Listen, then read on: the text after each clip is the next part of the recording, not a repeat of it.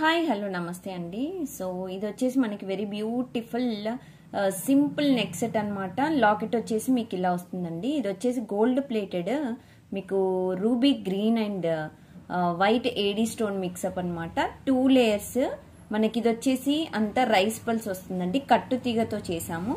So neck set అయితే మీకు 14 inches length ఉంటుందండి, షార్ట్ లెంత్. అండ్ వీటికి ఇయర్ రింగ్స్ కూడా మీకు చిన్నపాటి స్టర్ట్స్ వస్తాయి ఇలాగా with screw model. Back side screw వస్తుంది.